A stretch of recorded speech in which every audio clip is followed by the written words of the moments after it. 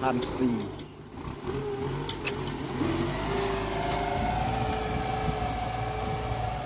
โอนไปที่ไทยโลสี่รถจนแขนนะโอ้มาเบิ่งก่อนคิดให้กันทุกคนก่อนคิดให้อ๋อบุกนะยับยันจนบุกไปลึกเงี้ยวครับเบิ่งเอาทุกคนอันนี้ให้ขึ้นผู้อีกโอ้คือโหดแท้ทุกคนเห็นเราบ่4 คัน1 2 3 4เดี๋ยวเราไปเบิ่งไกลๆกันว่าเขาเห็นงานเป็นแบบใดไปหอดแล้วพี่น้องหอดแล้วมีแต่คันใหม่ๆเด้อคันนี้ก็ออกปีนี้คันนี้ออกปีนี้2 คันนั่นออก2 ปีละมาเบิ่งกันความลึกต่อไทย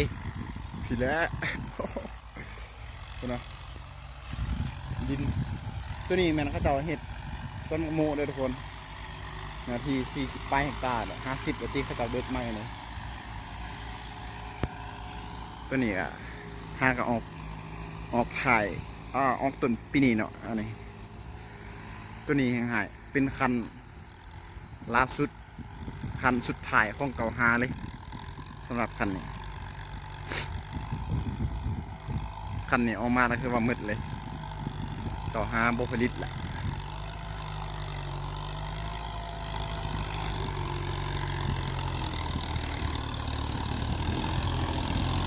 เล่งได้ไหม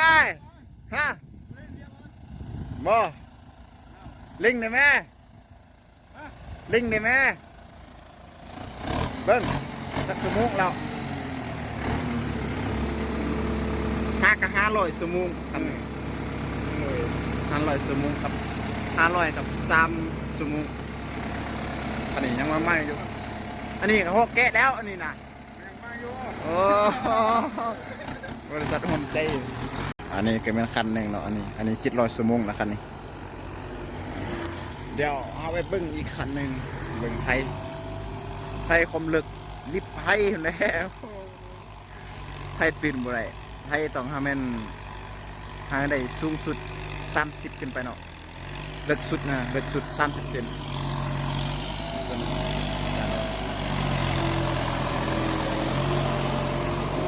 ไทยแต่บนเก่าเว้ยอันนี้ห้างวิษณุเนาะเนาะอันนั้นมัน JTK อันนี้มันตำนานอันนี้กับอาจารย์ขับมาหลายปีแล้วขับนี่ก็ได้ไอ้เนี่ยก็คือว่ามือเอกแหละ2 คนนี่ยังเบิ่งเบิ่งเนี่ยดินทุกคนเนี่ยดินคือว่าดินอมหนำอยู่เนาะยังเปียกๆอยู่ไทยหยากๆในให้ไรลังกันอันนี้ก็คือว่ามือเอกแหละอันนี้ก็ได้มีแต่ตัวครอบนะอยู่นี้นะ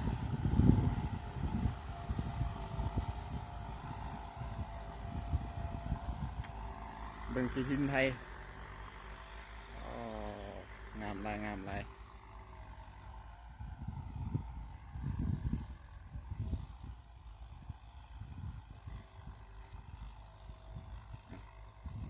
ของไทยลึกสุดของไทยซื้อดีป่ะซื้อดีอยู่เนาะ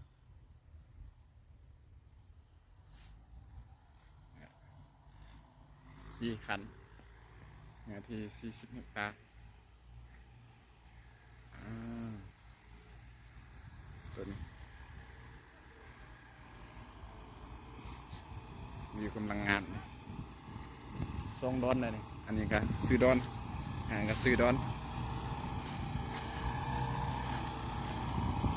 เรื่องรถดิแมนหูทุกมุมแหละ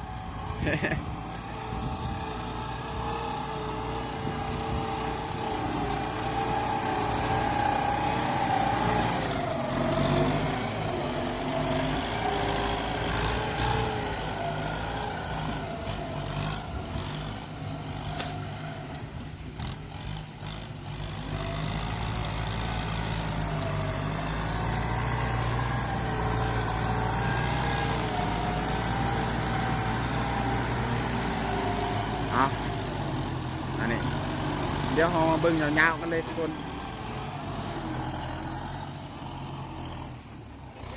ฮะบ่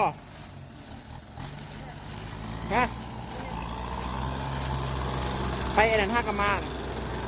ปั่นอยู่นันลือห้ากะมาเข้าไปจอดนั่นเลย ฮะ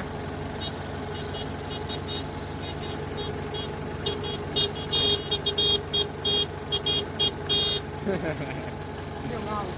เป็นยัง เดี่ยว นิ้วมันบ้านแห้งดีขนาด เดี่ยวรู้นะ แล้วดินขัก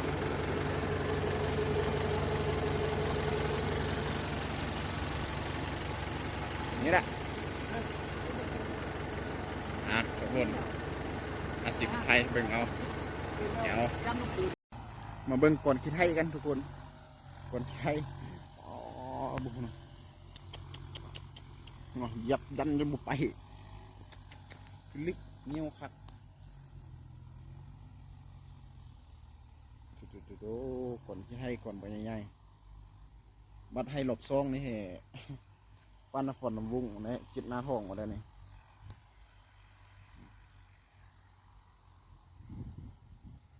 ผมลึกบอกว่าลึกเลยลึกสำนียังสติอยู่นี่ให้เห็นให้บุได้แล้วเนาะ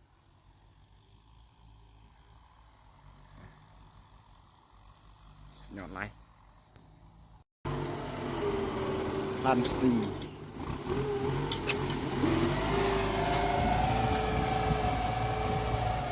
โอนไปที่ให้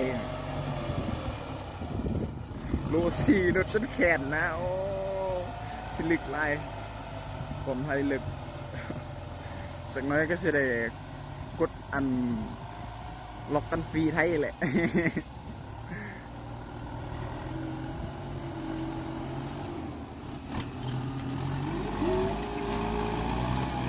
ลิบพานนะเหรอ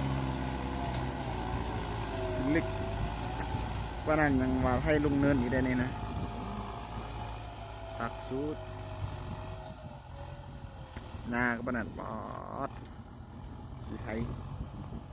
เป็นสีไทยเหรอเดี๋ยวให้เบิ่งสองคันกันตำกันลินเด้อ เบิ่งแบบยาวๆเลยอ๋อดินขมเหนียวมันยังอบหนำอยู่นะ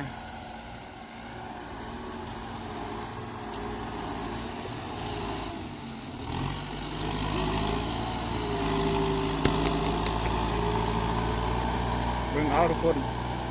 อันนี้ให้ขึ้นภูอีก คือโหดแท้